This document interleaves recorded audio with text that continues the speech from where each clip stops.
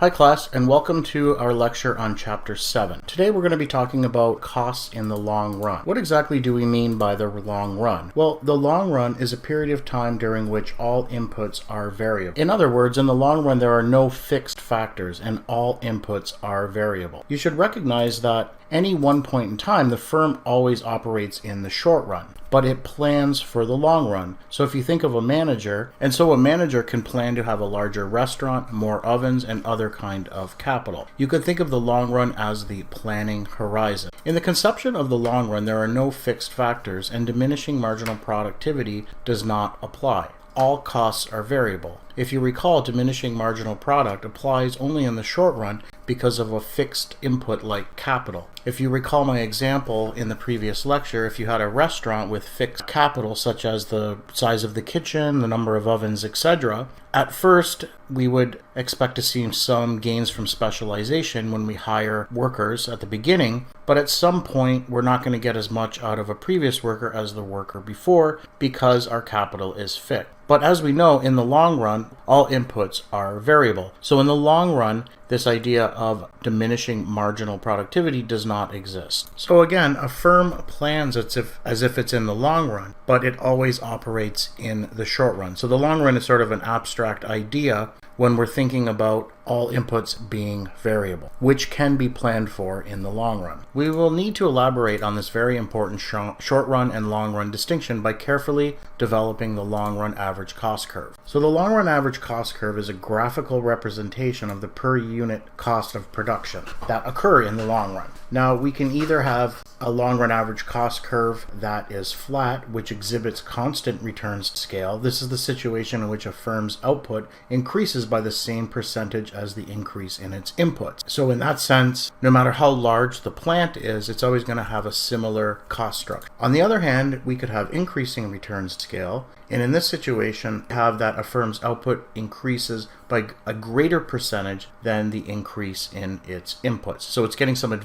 cost advantage to becoming large. Now we could have the opposite, which is called decreasing returns to scale, and perhaps as a result of bureaucracy or mismanagement that can occur when a company gets very large. Here we would have that the output increases by a smaller percentage than the increase in the input. To begin our discussion, let's first look at an example. So here we have a firm called Rising Sun Production. It produces high storage capacity USB flash drives and operates in a small sized plant. And so we'll call that plant 1. Further, we will also assume that there are 3 other plant sizes available to Rising Sun. And here you can see that that's plant 2, plant 3, and plant 4. And it just so happens here that plant 4 is exactly 4 times the size of plant 1. In this table, we're shown the short run average cost curves for each plant. As I said before,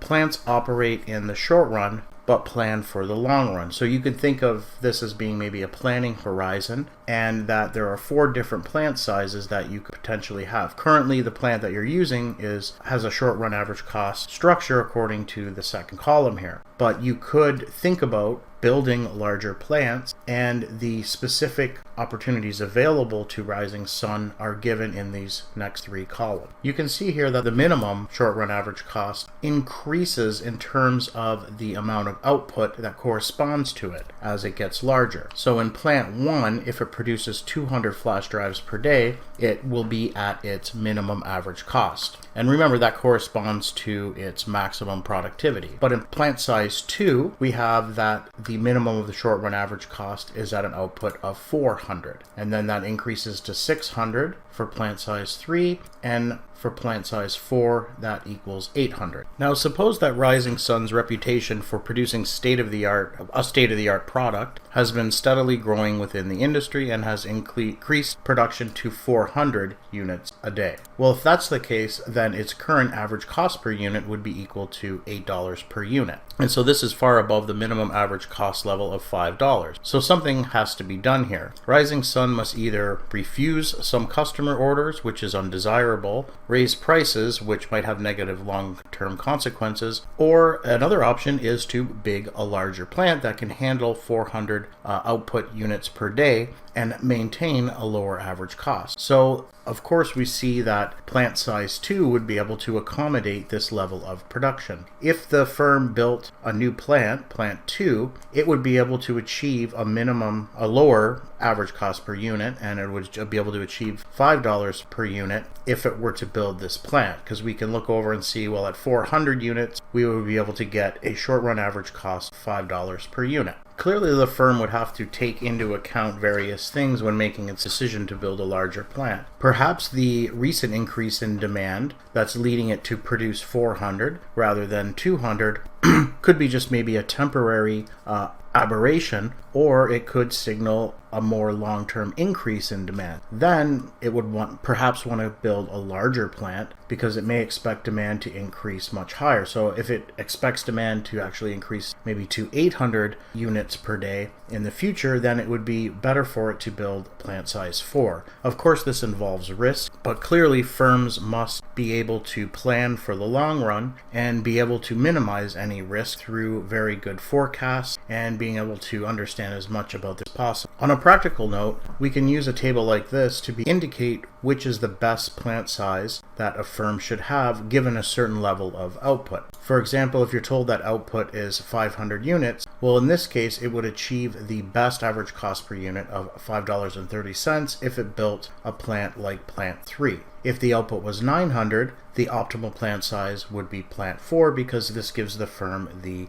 minimum average cost per unit. So what does the long run average cost curve look like? Well, first recall that economic capacity is defined as the output at which short run average costs are at a minimum. If you think about all the possible levels of output that could be planned for in the long run, then the long run average cost curve is obtained by connecting the minimum average cost for each plant size, as indicated here. So in this case, since the minimum average cost is always $5 per unit, we say that this firm or industry exhibits constant returns to scale. So they're not gaining any advantage in terms of being large, in terms of being able to lower their average cost per unit, but they're just able to keep it the same. So they're not losing anything or gaining anything. Here, firms that produce at lower scales have the same long run average cost. And so again, we call this constant returns to scale. Let's test your understanding. The accompanying table shows the average cost associated with 3 different plant sizes. So which plant is best suited to produce 4 units of goods? So hit pause, try and answer, and I'll be back in a sec. Okay, did you get it? So first we want to look for the output of 4 units and then see which plant has the lowest average cost. So it's quite straightforward. So here the best plant size would be plant size 3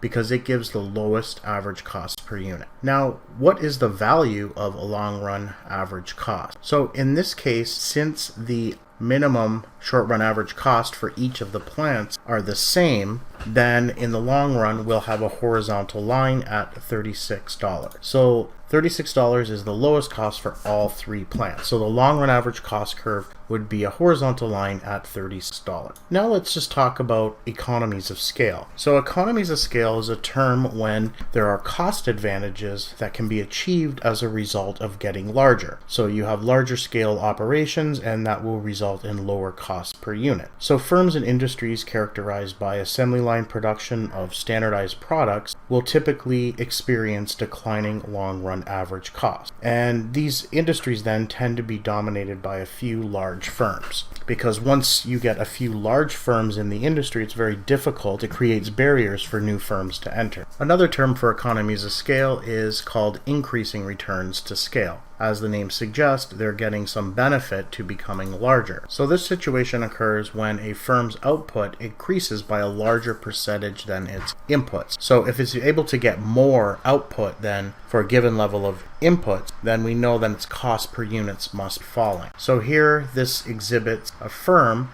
which would be having a downward sloping long run average cost curve. So when a firm has increasing returns to scale or economies of scale, its long run average cost curve will be falling. And that's because it's getting a lower average cost per unit as it gets larger. Now, the reasons for this can be divided into 2. First, it could occur because of technical economies of scale, which means that it's able to exploit some degree of specialization of labor. It could also It could also enjoy management specialization or machine specialization. For example, if you have a firm where it's using a certain machine to produce its output, let's say for example it makes cardboard boxes. Suppose that it has different customers. Maybe it produces pizza boxes and moving boxes. And so every time it needs to make one of those two different types of products, it has to make adjustments to the machine to be able to make different sizes. Well, if it's large enough, it could afford to have two machines that are dedicated to each type of box. And so you get some cost advantages by not having to switch the machine over every time you want to make a new type of box. There are also pecuniary economies of scale.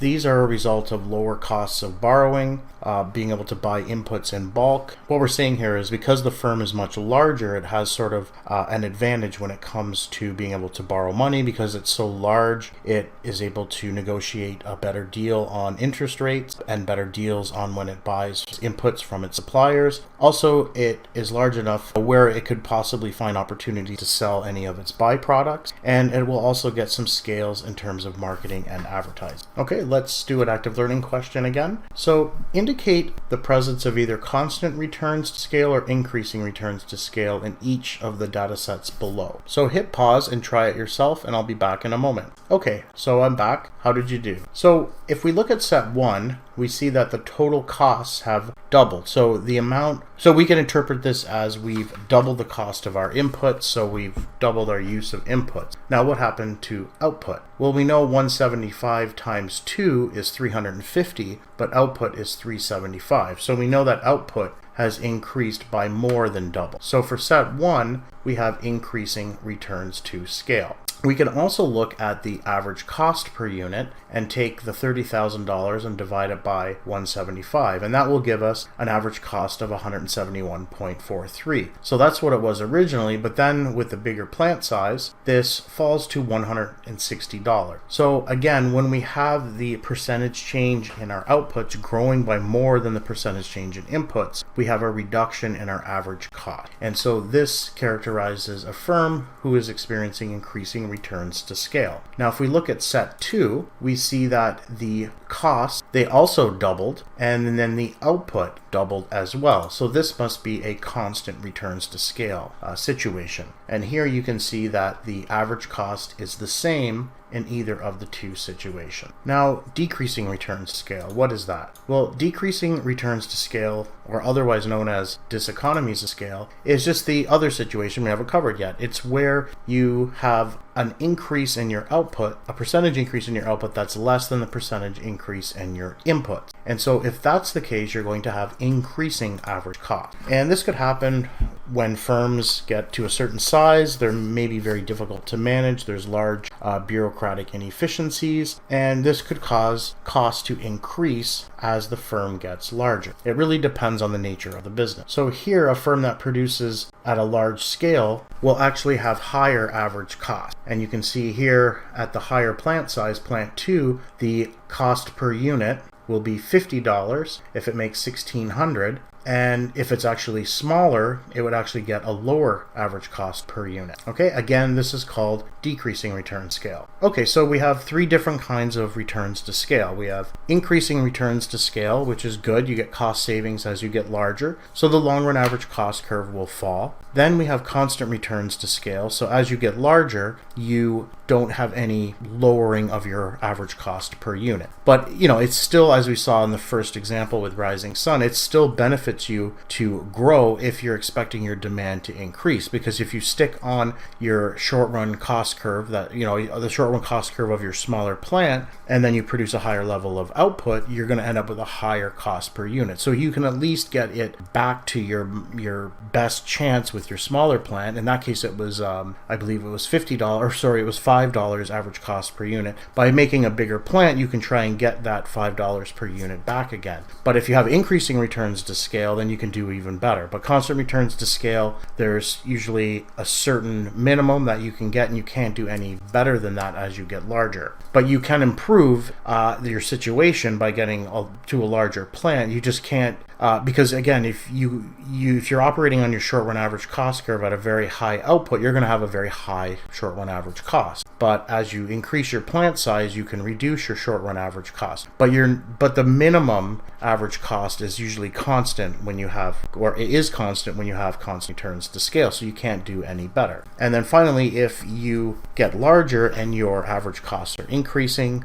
then we have a long run average cost curve that increases. Let's test your understanding again. So we have 4 different cases here, A, B, C, and D. And in each case, we have our inputs initially and then our inputs after a certain period. So we have our initial inputs, inputs 1, and afterwards we have inputs 2. So in either of these cases, we've changed our inputs from 1 to 2, and then that's led to a change in our outputs from 1 to 2. And so we're just asked here to determine whether each of these options here, A, B, C, or D, which one of them corresponds to increasing, decreasing, or constant scale. So we do that simply by just looking at the percentage change in inputs compared to the percentage change in output. So in the first case, the percentage change in the inputs is 100%, right? We're doubling our inputs. So we're going from 6 to 12, so that's 100%. And if we look at our outputs, we've doubled them as well. So this must be constant return scale. In the second case, we look at our inputs and we see that they've increased by 100%. Okay, so they've increased by 100%, they've just doubled. But what happens to the outputs? Well, in this case, the outputs increased by 136%. So in this case, we have increasing returns scale.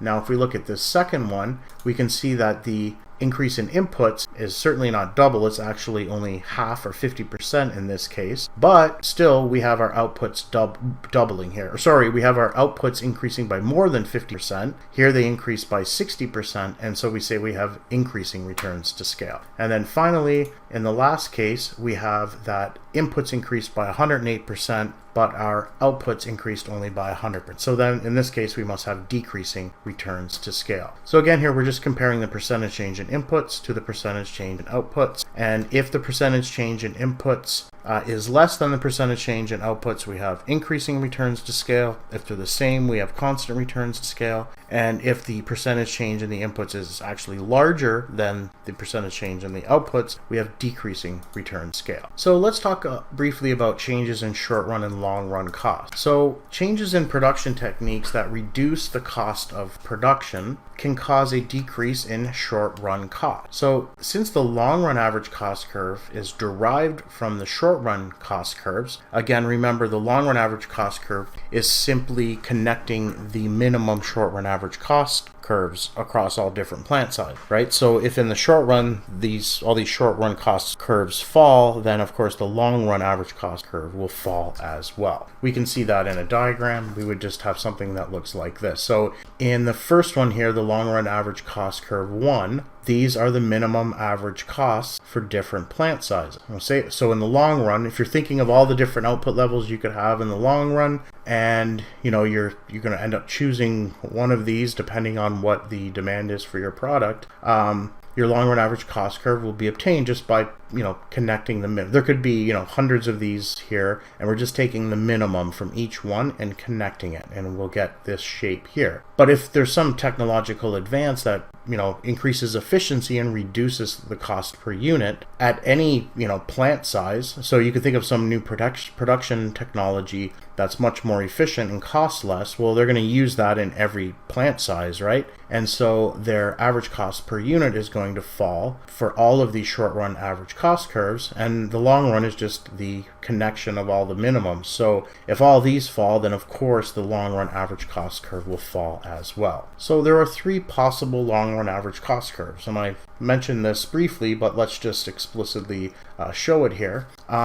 You could have, now as I mentioned earlier, it really depends on the nature of the business. Some businesses will lend themselves more to increasing returns to scale, or constant returns to scale, or increasing returns to scale.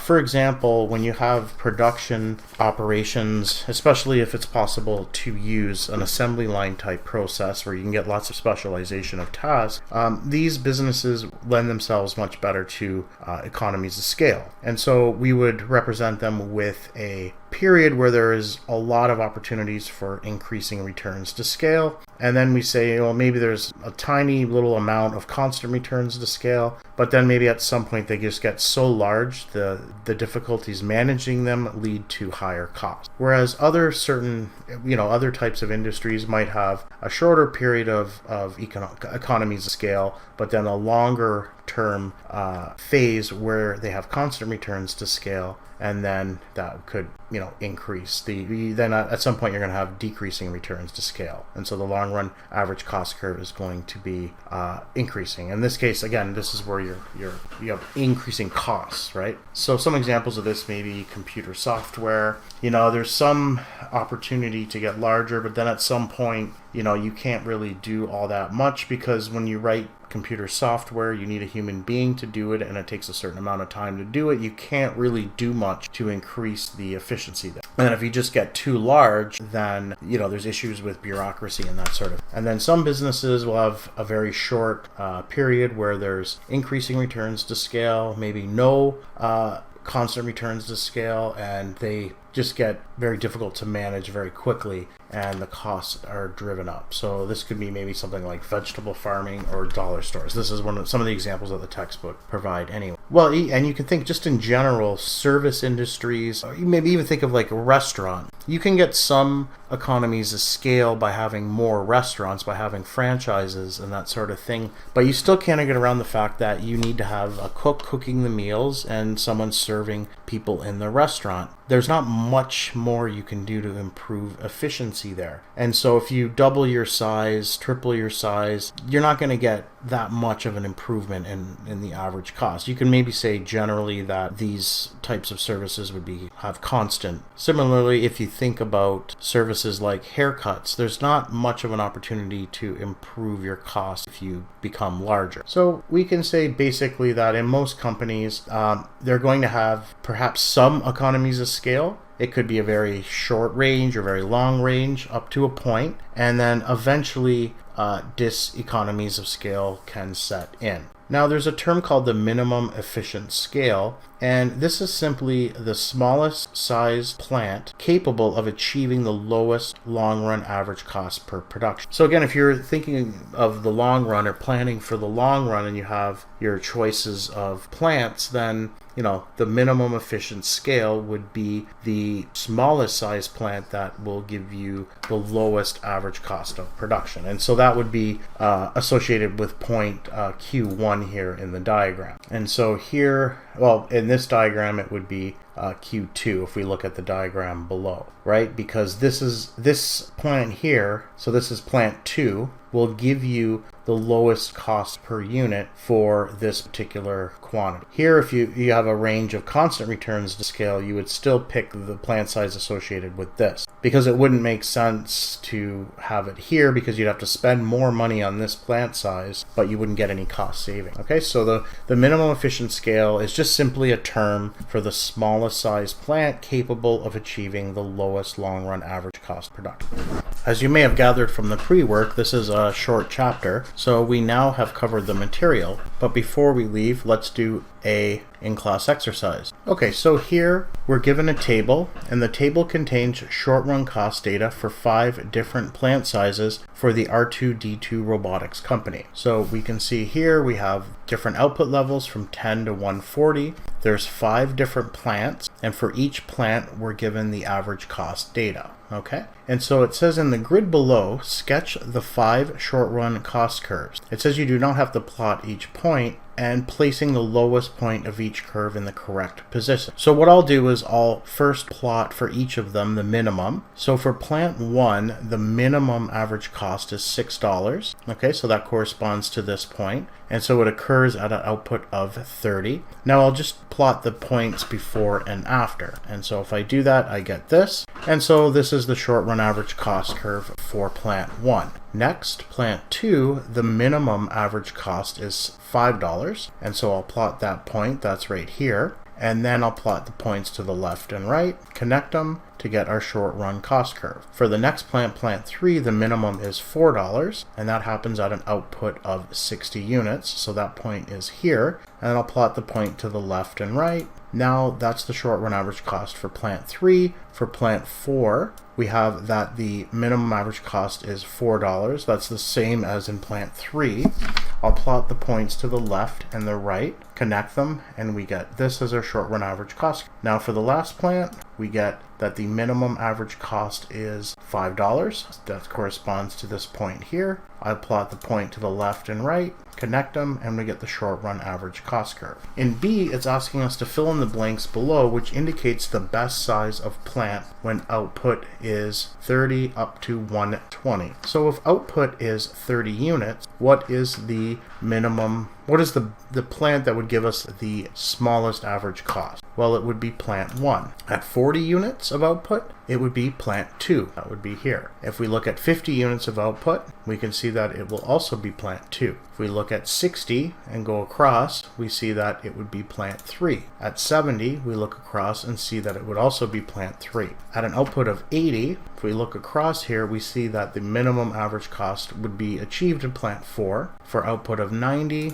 we would also use plant 4, but for an output of 100, we would use actually still plant 4. And for 110, we would use plant 5, and for an output of 120, we would use plant 5 as well. And it says to roughly sketch the long run average cost curve. So we're just going to conduct the minimum average cost curves for each of the plant sizes. And when we do that, we get the long run average cost. Now it's asking, what plant size would the firm need in order to achieve minimum efficient scale? Remember, the minimum efficient scale refers to the smallest size a firm can be while still enjoying all the economies of scale, but not so big that it is suffering diseconomy. Okay, so in this case, the minimum efficient scale is plant 3. That's where we achieve it. That's where it first becomes $4 per unit. Okay, so this is the smallest plant size in which we can get $4 per unit. And what is the output associated with the MES in part E?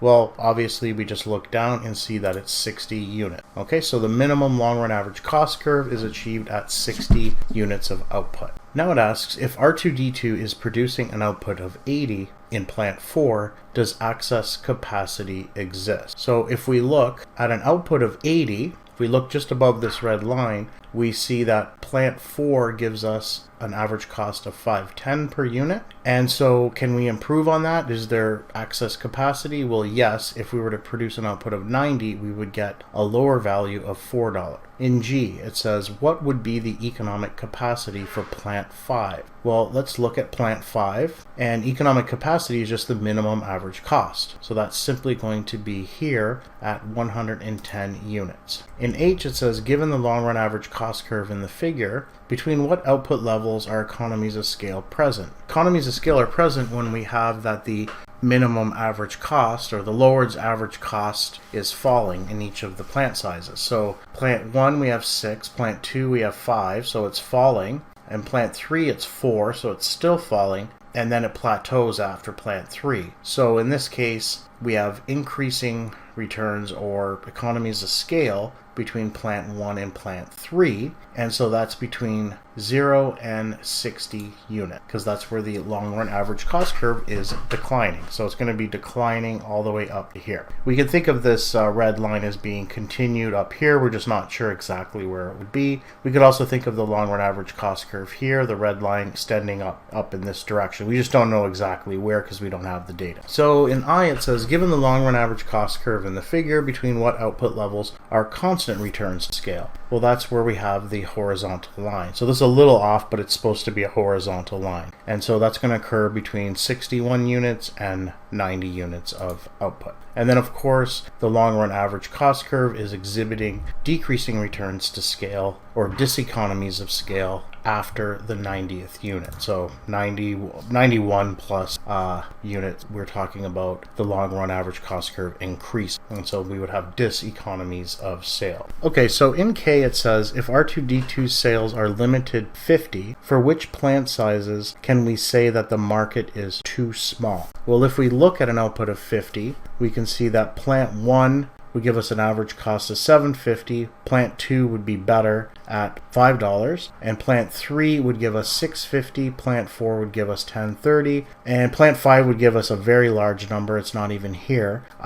So we obviously plant 5 wouldn't be something we would want to use. So essentially here, these plants, we have a situation where the market would be too small to build these plants. If we build a plant the size of plant 3, we're going to make our average cost per unit worse than if we kept it at plant 2. And then the other way around, if we look at plant 1, the market here would be too small for plant 1. The best plant is plant 2. So the answer to this is the market is too small for plant sizes 3, 4, and 5, since they all have economic capacities at outputs above 50. So we wouldn't necessarily say that the market is too small for plant 1, but certainly we wouldn't want to use plant 1 because it is too small for the amount of output that we produce. So it's not that the market's too small, it's just that the plant size itself is too small to produce an output of 50. We can do it, but we can do better and get a lower average cost per unit by building a plant just a bit bigger, the size of plant 2.